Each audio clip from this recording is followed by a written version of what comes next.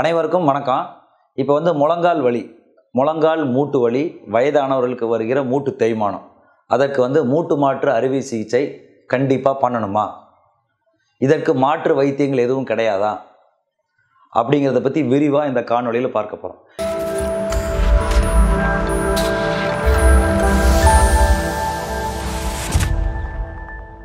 இப்போ முழங்கால் முழி அப்படின்னு பார்த்தீங்கன்னாவே வயசானவங்களுக்கு தான் மெயினாக அந்த முழங்கால் வலி வருது. சிறு வயசில் வர்றவங்களுக்கு ஓவர் ஸ்ட்ரெயின் இன்ஜுரிஸ் இந்த மாதிரி சிம்பிளான இஷ்யூஸ் வருது. வயசானவங்களுக்கு 60 வயசுக்கு மேலே போகிறப்ப மூட்டுக்கள் உராய்வு, ஏஜ் ஆக ஆக உராய்வாகி தேய்மானமாகுது. தேய்மானமாகி கால் இது மாதிரி நன்றாக உள்ள கால் இது மாதிரி தேஞ்சு இந்த மூட்டுக்கு இடையில் உள்ள கேப் இருக்குது பார்த்திங்களா, அது குறைஞ்சு கால் வளைகிறது. கால் வளைவாரப்போ என்ன ஆகுது, வலி ஏற்படுகிறது. இந்த குருத்தெலும்புக்கு பார்த்திங்கன்னா வலியே வராது. இந்த குருத்தெலும்புகள் தேய்ந்து இந்த எலும்போடு எலும்பு உரசும் போது இதுக்கு வலி உணரக்கூடிய தன்மை இருக்குது. அதனால தான் இந்த முழங்கால் மூட்டு வலியினால் வலி மிகவும் அதிகமாக இருக்குது. இது வயசானவங்களுக்கு தான் வருமா, சின்ன வயசில் தேய்மானம் வருமானு கேட்டால், சிலருக்கு இந்த மூட்டு வாதம், சரவாங்கி, முடக்குவாதம் இது போன்ற வியாதினாலையும், டிபி அந்த மாதிரி போன்ற வியாதினாலையும் 60 வயதுக்கு மேலே வர்ற முழங்கால் மூட்டு தேய்மானம் சில நேரங்களில் 60 வயதுக்கு கம்மியாகவே வந்துடும். அதை யங் ஏஜ் ஆர்த்ரைட்டிஸ்னு சொல்கிறோம். அதுக்கு மெயின் காரணம்னு பார்த்தீங்கன்னா இந்த ரொமட்டாய்டு ஆர்த்ரைட்டிஸ், அந்த முடக்குவாதம் அது போன்ற வியாதிகள், சிக்கன்குன்யா, போஸ்ட் வைரல் ஆர்த்ரைட்டிஸ் அது போன்ற வியாதிகள். சில நேரங்களில் பார்த்தீங்கன்னா சிறு வயசில் பார்த்தீங்கன்னா காலில் அடிபட்டிருக்கும். அவங்க பார்த்தீங்கன்னா எண்ணெய் கட்டு போட்டிருப்பாங்க, கரெக்டான ட்ரீட்மெண்ட் பண்ணியிருக்க மாட்டாங்க. எலும்பு முறிவு ஏற்பட்டிருக்கலாம், எலும்பு முறிஞ்சு வளைஞ்சு கூடியிருக்கலாம். இல்லை அந்த எலும்பு கடையில் இருக்கிற ஜவ்வு இருக்குது பார்த்தீங்களா, இந்த ஜவ்வு தேஞ்சு கிழிந்து சரியாக சிகிச்சை மேற்கொள்ளாமல் எலும்போட எலும்பு உராய்ந்து, ஏன் இந்த ஜவ்வு குஷன் மாதிரி இருக்குது, அந்த குஷனை கரெக்டாக அவங்க மெயின்டைன் பண்ணல, கரெக்டாக சரி பண்ணல. அப்போ போனோட போன் உரசி உரசி இந்த மாதிரி நல்லா இருக்கிற குருத்தெலும்பு இருக்குது பார்த்தீங்களா, இந்த இடத்துல சொத்தையாகி தேய்ந்து இந்த இடத்துல இந்த மாதிரி மூட்டுகள் தேய்மானம் ஆகிருக்கலாம். இதனால யங் ஏஜ் 60 வயதுக்குள்ளேயே முழங்கால் மூட்டு தேய்மானம் ஆகுது. சரி, இந்த மாதிரி முழங்கால் மூட்டு தேய்மானம் ஆயிடுச்சு, இதை நம்ம என்ன பண்ணலாம், எப்படி அதை சரி பண்ணலாம், எலும்பு முறிவு மருத்துவரை எப்போ நம்ம அணுகலாம்? வலியுடன் ஒரு ஒரு 10 நாள் 15 நாட்கள் வலியோடு இருக்கிறீங்க, ட்ரீட்மெண்ட் பண்ணி பார்க்குறீங்க, இம்ப்ரூவ் ஆகலை, உடனே உங்கள் ஆர்த்தோ டாக்டர் கன்சல்ட் பண்ணுறீங்க. அவங்க ஃபர்ஸ்ட் உங்களை எக்ஸாமின் பண்ணி பார்ப்பாங்க. எக்ஸாமின் பண்ணுறப்ப வலி எந்த இடத்துல இருக்குது, எவ்வளோ நாளாக இருக்குது, கால் நேராக இருக்கா, இந்த கால் பாருங்கள் நல்லா வளைஞ்சிருக்கு, வி மாதிரி வளைஞ்சிருக்கு. சில நேரம் கால் உள்ளே வளையிறதுக்கு பொதுவாக, சில நேரங்களில் வெளியே இந்த வி பார்த்தீங்கன்னா இப்படி வளையிறதுக்கு பொதுவாக வெளியில் வளைஞ்சிருக்கு. அதே இந்த காலில் பார்த்தீங்கன்னா உள்ளே வளைஞ்சிருக்கு. ஸோ இந்த மாதிரி உள்ள வளைவு இருக்கிறப்ப மூட்டு தேய்மானம் ஆகுதுன்னு பார்த்தாவே தெரிஞ்சிடும். உடனே நம்ம எக்ஸ்ரே எடுத்து பார்ப்பாங்க. அந்த எக்ஸ்ரேல பார்த்தீங்கன்னா இது நல்ல கால். ஏன் நல்ல கால்னு சொல்கிறேன்னா, இந்த கால் பார்த்தீங்கன்னா நேராக இருக்குது. இந்த மூட்டுக்களின் உள் பகுதியில் ஒரு கேப் இருக்குது, வெளியில் பகுதியில் கேப் இருக்குது. இந்த 2 கேப்பு பேலன்ஸ்டாக இருக்குது, கால் நேராக இருக்குது. இதில் பார்த்தீங்கன்னா இந்த கேப் இவ்வளோ இருக்குது, இதில் இந்த கேப் இத்தினோண்டு இருக்குது. ஸோ இப்போ கம்மியாயிருக்கு, அப்போ கால் வளைஞ்சிருக்கு. ஸோ இதை தான் நம்ம டிசைடிங் ஃபேக்டர். இது கண்டிப்பாக இது உள்பக்கமாக மூட்டு தேய்மானம் ஆகிருக்கு. கண்டிப்பாக இவங்களுக்கு பார்த்தீங்கன்னா ஒரு ஏஜ் கம்மியாக தான் இருக்கும், ஒரு 60 வயசுக்குள்ளே தான் இருக்கும். இதுவும் மூட்டு தேய்மானம் தான். இது இள வயதில் வருகிற மூட்டு தேய்மானம். இது நல்ல கால் வளைஞ்சிருக்கு, எக்ஸ்ரே பார்த்தாவே தெரியுது கால் வளைஞ்சு பெண்ட் ஆகிருக்கு. நடக்கிறப்ப பார்த்தீங்கன்னா நொண்டி நொண்டி சாஞ்சு நடப்பாங்க. ஸோ இதுக்கு நம்ம மெயினாக உண்மையான மூட்டு தேய்மானத்தை கண்டுபிடிக்கக்கூடிய ஒரே எக்ஸ்ரே அப்படின்னு பார்த்தீங்கன்னா இதுதான், ஃபுல் லென்த் எக்ஸ்ரே. இடுப்பு, முழங்கால், பாதங்கால். இப்போ இடுப்போட சென்டர், முழங்காலோட சென்டர், பாதங்களோட சென்டர், இதை 3 லைனையும் கனெக்ட் பண்ணிங்கன்னா இதில் இப்படி போகுது. இந்த இந்த இந்த கோடு பார்த்தீங்கன்னா முழங்காலோட சென்டரில் போகணும். ஆனால் இந்த கால் வளைஞ்சிருக்கு, அதனால் இந்த கோடு உள்ளே போகுது. இது கண்டிப்பாக மூட்டு தேய்மானம் தான். இது நல்லாவே அதிகமான மூட்டு தேய்மானம்.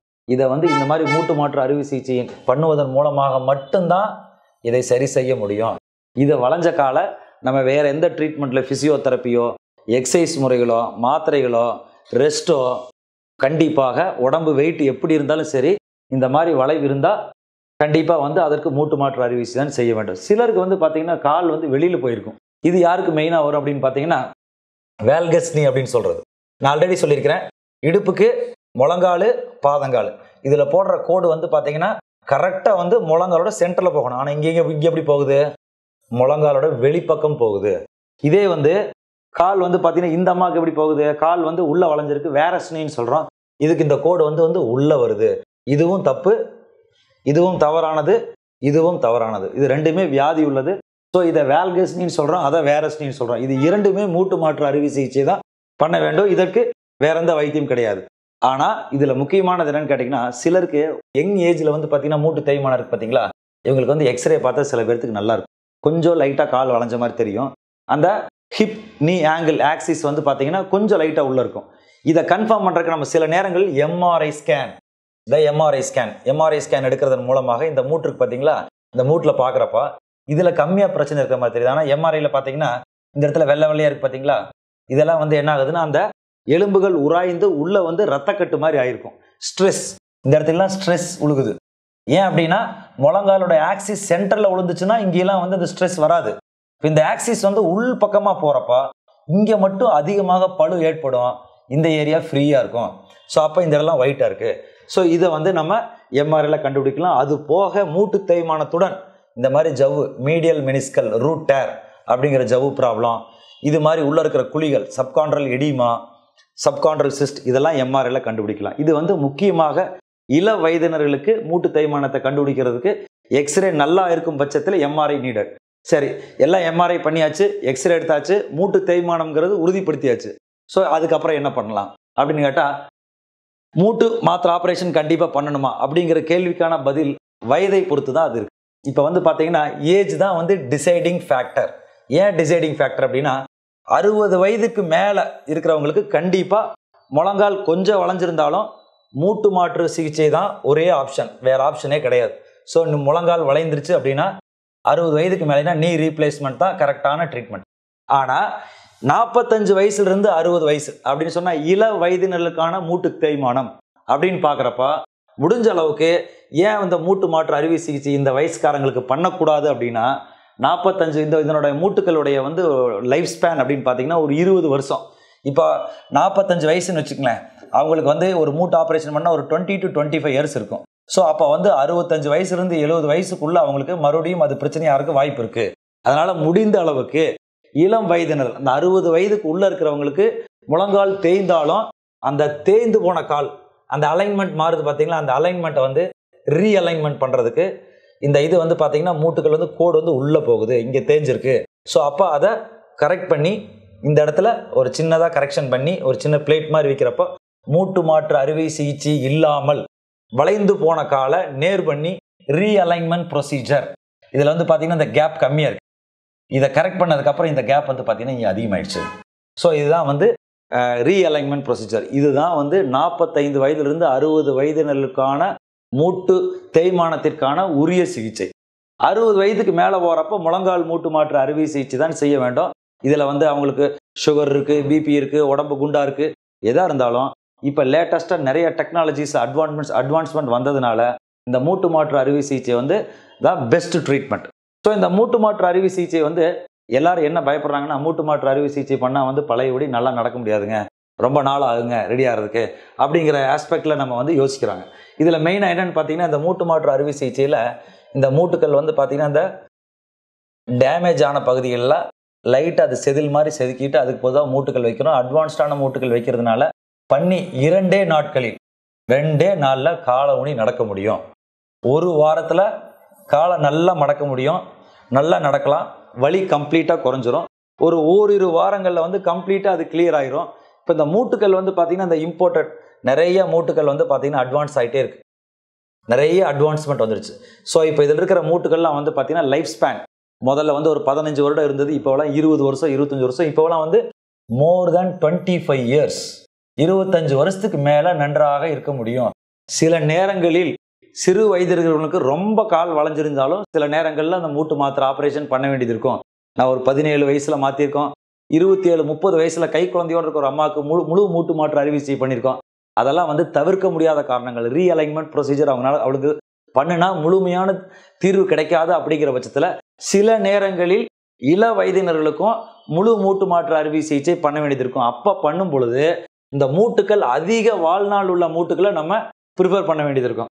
அந்த ப்ரிஃபரன்ஸில் வந்து பார்த்தீங்கன்னா 25 வருஷத்துக்கு மேலே வர்றதுக்கு மெயினாக அந்த மூட்டுக்களுடைய காம்போனன்ட் வந்து பார்த்தீங்கன்னா ஆக்சீனியம் அப்படிங்கிற ஒரு காம்போனன்ட் இருந்ததுன்னா அதனோட உராய்வுகள் வந்து பார்த்தீங்கன்னா உராய்வு தன்மை வந்து ரொம்ப ரொம்ப கம்மியாக இருக்கும், ரொம்ப நாட்கள் இருக்கும்.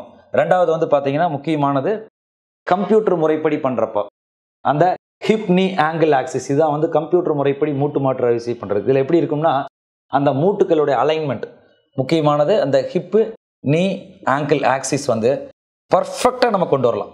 பர்ஃபெக்டாக அப்படியே ஒரிஜினலாக முதல்ல எப்படி இருந்தோ அதே மாதிரி கொண்டு வரலாம். இதெல்லாம் வந்து கம்ப்யூட்டர் முறைப்படி பண்ணது. இதில் நம்ம மருத்துவமனையில் வந்து வச்சுருக்கோம். இதை வந்து கம்ப்யூட்டர் நேவிகேஷனில் ஆர்டிஃபிஷியல் இன்டெலிஜென்ஸ் மூலமாக பண்ணுறோம். அப்போ என்னன்னா துல்லியமாக நம்ம அந்த மூட்டுக்களை வைக்க முடியும். அந்த மூட்டுக்கள் வந்து அந்த எலும்பில் வந்து கரெக்டாக அமையிற இதில் போர்ஷன்ஸ்லாம் பார்த்தீங்கன்னா ஒரிஜினல் அனட்டமிக்கல்னு சொல்கிற முதல்ல நம்மளுக்கு கால் எப்படி இருந்ததோ அதே மாதிரி ஒரிஜினலாக அதே மாதிரி மூட்டு அமையும். இப்போ இதனால என்ன அட்வான்டேஜ் அப்படின்னு கேட்டிங்கன்னா எவ்வளவு வளைவு இருந்தாலும் பாருங்க, இதில் வந்து பார்த்தீங்கன்னா கால் இப்படி பெண்டாகி கிடக்குது. எவ்வளோ வளைவு இருந்தாலும் எவ்வளவு மோசமாக உடைந்திருந்தாலும் எவ்வளவு மூட்டுகள் தேய்மானம் அதிகமாக இருந்தாலும் உடம்பு எடை அதிகமாக இருந்தாலும் எல்லாத்துலேயும் ஒரிஜினல் அனாட்டமியை ரீப்ரொடியூஸ் பண்ண முடியும். நம்மளால் வந்து மேக்ரோவிஷன் சர்ஜரி இல்லாமல், அதாவது கம்ப்யூட்டர் நேவிகேஷன் இல்லாமல் பண்ணுவதற்கும் கம்ப்யூட்டர் நேவிகேஷனோடு சேர்ந்து பண்ணுவதற்கும் நிறைய வித்தியாசங்கள் உள்ளது. ஸோ நீங்கள் முக்கியமாக தெரிஞ்சுக்க வேண்டியது முழங்கால் மூட்டு தேய்மானத்தை பொறுத்த வரைக்கும் சிறு வயது இருக்கிறவங்களுக்கு HTO அந்த ரீஅலைன்மெண்ட் ப்ரொசீஜர் தான் பெட்டர் ஆப்ஷன்.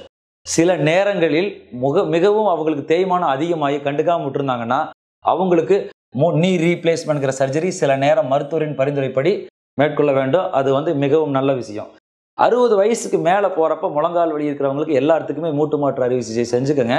நிறைய பேர் வந்து பார்த்தீங்கன்னா ஃபிசியோதெரப்பி பண்ணி ஆப்ரேஷனுக்காக பயந்து கொண்டு இப்போ அறுவை சிகிச்சையில் நிறைய அட்வான்ஸ்மெண்ட் வந்துச்சு. மயக்க மருந்து கொடுக்குறதுல நிறைய அட்வான்ஸ்மெண்ட் வருது. மெடிக்கல் ஃபீல்டில் நிறைய அட்வான்ஸ்மெண்ட் இருக்குது.